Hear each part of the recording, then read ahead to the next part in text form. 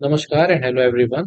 Welcome back to this series of lectures on the renewable energy integration through energy storage systems.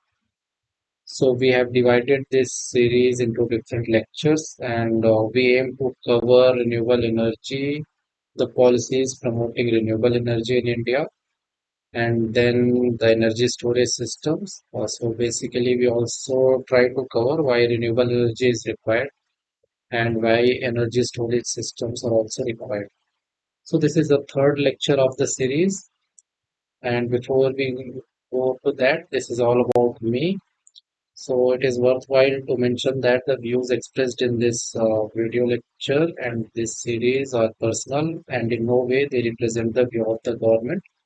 This lecture series is purely for information and knowledge dissemination purposes.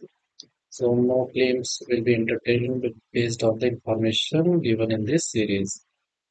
So let us move on to the course contents. So climate change, renewable energy and need for energy storage systems, they have been covered. Renewable energy status in our country has also been covered in the previous lectures. Then the overview of energy storage systems has also been covered.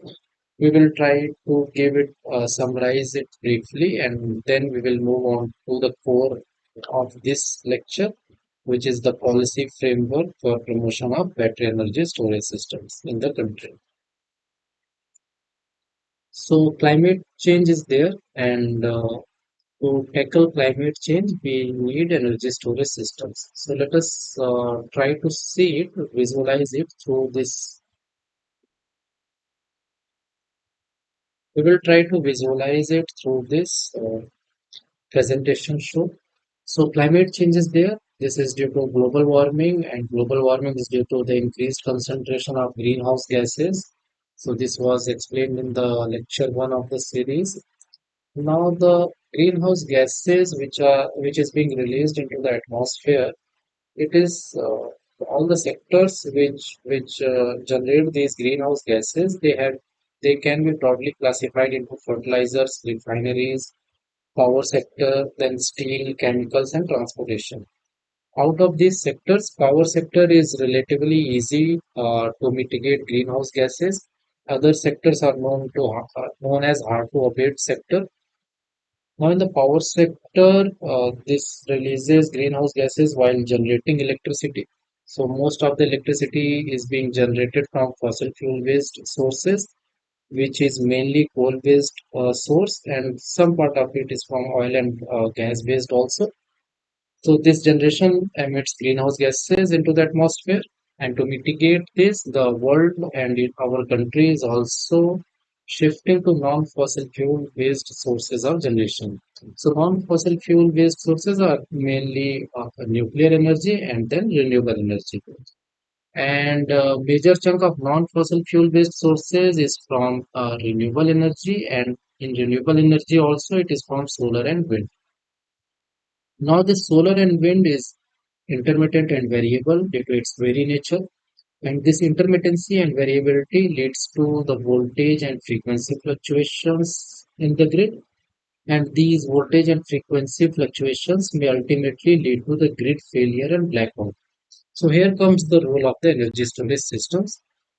The energy storage systems, they mitigate this intermittency and variability of the solar and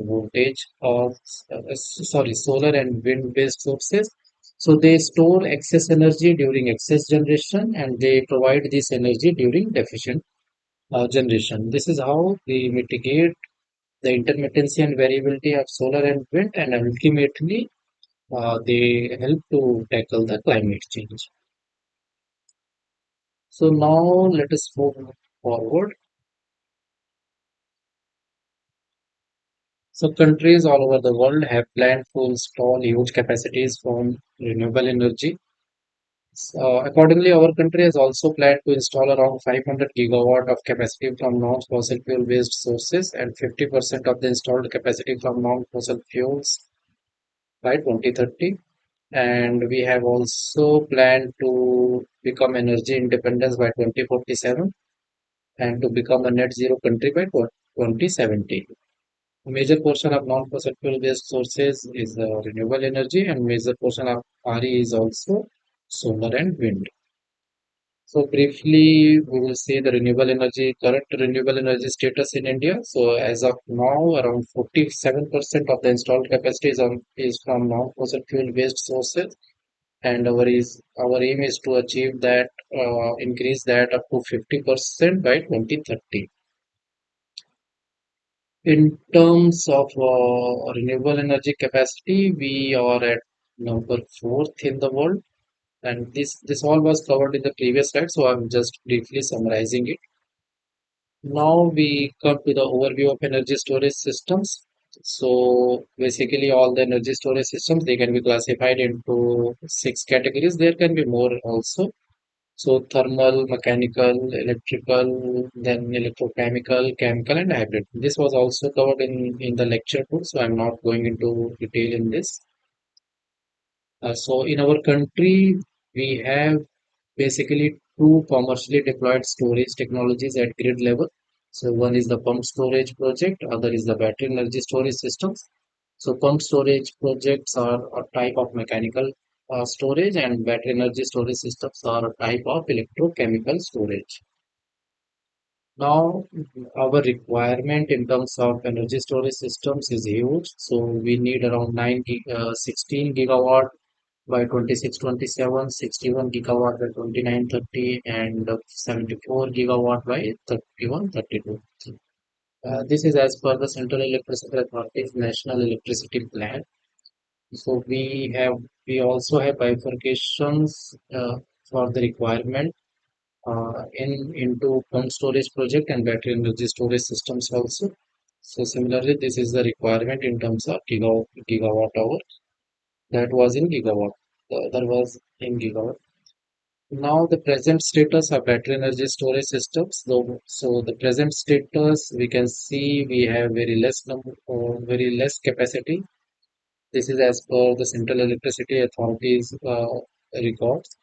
So we have only 204 megawatt of the installed capacity, and which is 505 megawatt hour, and our requirement is huge. So in terms of, so we have to significantly increase this. Now this is a collection of the tariffs which has been there.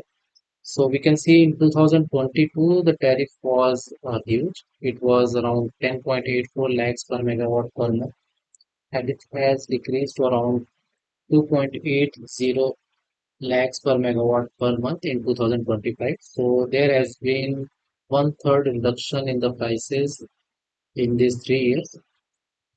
And in terms of levelized cost of storage, the tariff has come down from 9 rupees per unit to 2.33 rupees per unit. So the second column is known as the tolling tariff. The third column is levelized cost of storage. We can back calculate one from the other. So how this calculation is done, that maybe I will cover in some other lecture. Now we move on to the core of the lecture, which is the policy framework for promotion of energy, battery energy storage systems. This portion has been divided into different subsections, small subsections. So first have we will see a timeline of the evolution of acts, policies, regulations, and schemes. So this energy storage system is relatively very new area. So that is so we can trace back all the acts from 2019, and the gradual and each year, almost each year, every year, the acts and rules regulations are being made and amended as and when required. We can see in these slides. So we will discuss these acts by classifying them into different subcategories. So all the acts and regulations, they have been classified into different subcategories. First one are the policies and regulations which provide legal framework for energy storage systems. So the Ministry of Power provided legal recognition to the energy storage systems through an order in 2022. The energy storage systems, they are accorded status based on its application area, that is generation, transmission, or distribution. So the power system element where it is connected, it is given the same status. Suppose the energy storage system or battery energy storage system, it is connected in a generating plant, then it is treated as a generating plant. If it is in a transmission network, then it is according to the status of a transmission network element, similarly as a distribution element. Then the energy storage systems, they have been included in the technical standards for connectivity to grid regulations via an amendment in 2019 that facilitates its connectivity to the grid. The Ministry of Power issued the tariff-based competitive bidding guidelines for round-the-clock RTC RE supply, which also includes the energy storage systems.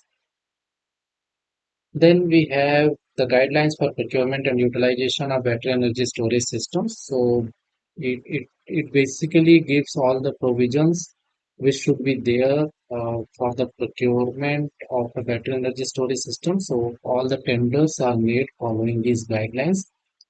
These guidelines provide a standardization and uniformity in the procurement of battery energy storage systems. Then we also have energy storage obligation, which was notified by Ministry of Power in 2022. It basically gives the percentage of electricity or energy which an obligated entity needs to consume from energy storage systems. This trajectory gradually increases from 1% in 2023-24 to 4% in 2029-30.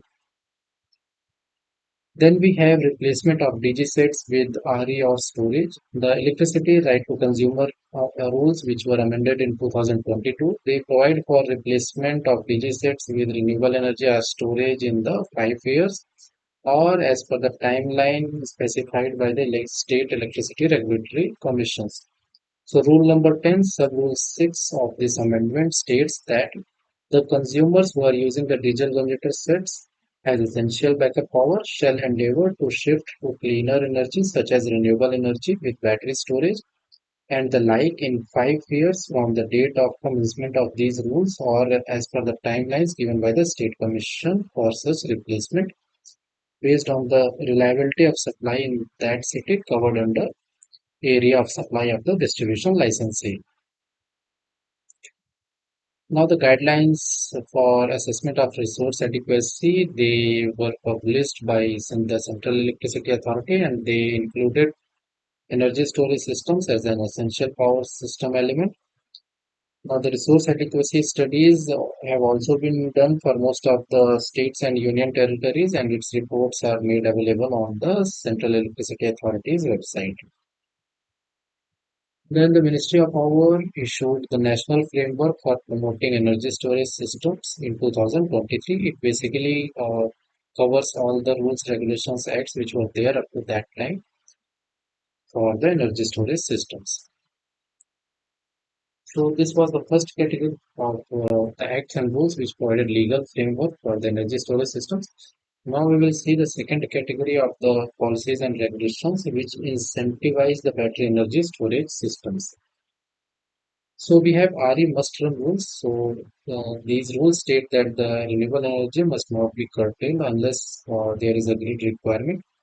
Otherwise, there will be a penalty on the curtailment. So basically, it then creates the necessity of energy storage systems to store the renewable energy and not to curtail it. Then we have the waiver of interstate transmission system charges, which is applicable for renewable energy projects. The list is given here, and this is also applicable for electricity from solar or wind used by the battery energy storage systems. Recently, the Ministry of Power has extended the ISTS waiver for BESS for co-located BESS projects. So in June 2025, the latest order states that the ISTS charges waiver for co-located battery energy storage projects commissioned on or before 30th June 2028 shall be 100% if the power from such BESS projects is consumed outside the state where such BESS is commissioned.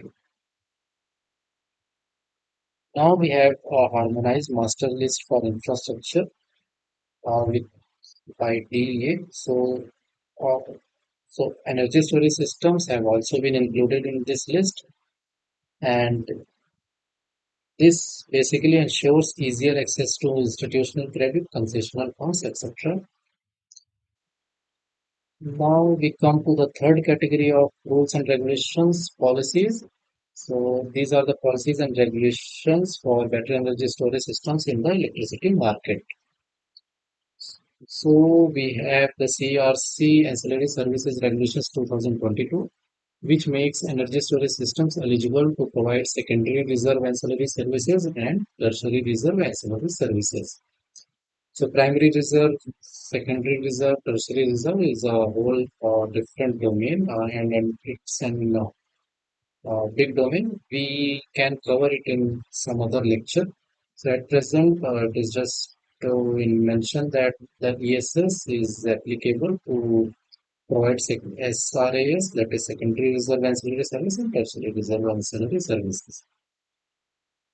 So high price day ahead market was introduced in 2022 and battery energy storage systems have been included in the list of eligible generators to participate in the HP dam. This HP dam is also an extensive area and we can cover it in different lectures if need is there. Then we have some schemes to accelerate the deployment of battery energy storage systems. So we have viability gap funding scheme for battery energy storage systems.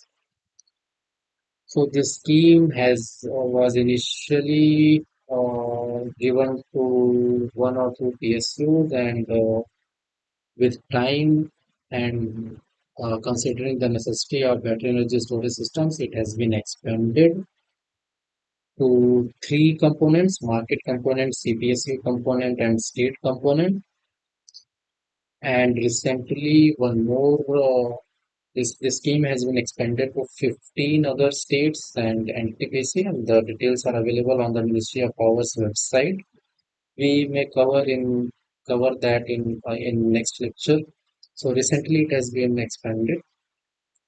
So with this in this scheme, some fund is provided to the state governments to install the battery energy storage systems, and with this fund, the tariff comes down. So we can see that the tariff has settled to around 2 rupees per unit, the levelized cost of storage. And without VGF, the levelized cost of storage was around 3 rupees. So we can see in the previous slide, it was around 3 rupees. It has settled to around 3 rupees. This one here we can see. So the last one we can say that it is maybe there is some incentive from the state. So basically it is around 3 rupees. And with VGF, it has come to around 2 rupees. Then we also have a scheme for flexibility in generation and scheduling of thermal or hydropower stations through bundling with RE and storage power. So in this scheme, basically a thermal or hydro power generator, it can participate, and whatever the existing PPA, it has to honor with some buyer. A part of that PPA or all of that, it can also fulfill through a renewable energy and storage plant, means renewable energy with or without storage plant. So the motivation is that the renewable energy with or without storage, its tariff may be less than the existing tariff. So if its tariff is less, then whatever gain is there, that will be divided half between the generator and the consumer. That is 50-50%. Then we have protection linked incentive PLI scheme for battery energy storage systems. So 50 gigawatt hour is there. And in that 10 gigawatt hour has been earmarked for grid scale battery energy storage systems, and MHI will be publishing its tender to invite the bids. Then we move on to the next category, the fifth one, that is knowledge, collaboration, and research and development. So the Central Electricity Authority has planned to conduct a national level workshop on our integration through energy storage systems in different phases, region wise. So first phase was conducted in this year, May, in Delhi, and its report is available on the Central Electricity Authority's website. Its purpose is to develop a know-how and guidance ecosystem for the energy storage systems. Then we have a scheme, National Mission on Advanced and High Impact Research, that is nicknamed as MAHIR scheme. So this scheme is basically to fund the R&D initiatives for critical areas in power sector. So six or eight areas have been identified in this, and one of the area is alternatives to develop lithium-ion storage batteries, which will be funded for research and development. So CPRI is the nodal agency for this, and it calls for research proposal uh, in time. Funding is also available for pilot projects by the Indian startups uh, through this scheme. So the idea is to we the battery energy storage systems. They are mostly lithium ion technology. They mostly dependent on lithium ion technology. LFP battery and NMC batteries are mostly being used. So LFP is the dominant one for grid scale purposes. So we don't have lithium reserves, that much lithium reserves in our country. So the idea is to shift to some other battery technology for which we are not dependent on others. Then we have policies and regulations which are under amendment. So the safety regulations, the for battery energy storage systems, draft regulations are available on the CA website for stakeholders' comments. You can access that and see the draft regulations and give your comments if there are any. So that was the overall policy framework. I had covered it in very brief. If you need a detailed explanation on any aspect, please comment in the comment section. I will try to cover that. Then the challenges and future scope of work in battery energy storage systems is the cost reduction and to frame suitable standards and regulations. Then the raw material supply chain. Then we have to mitigate the environmental footprint of energy storage and after use battery recycling mechanisms. Then we have to promote the research and development in this sector, and also we need to learn from other countries and have international collaboration for that. We also need to have awareness and what the storage benefits among key stakeholders like discounts. With that, we come to the end of this lectures. Uh, so we finally conclude that the energy storage systems are crucial for addressing climate change and enabling the integration of renewable energy and thereby mitigate the climate change. So that is all. I think this lecture series was on RE integration through energy storage systems, and that is almost covered. We will try to address some other problem in other lecture series or specific problem based on the requirements. Thank you all. Thank you for listening to the lecture. Have a great day. Thanks.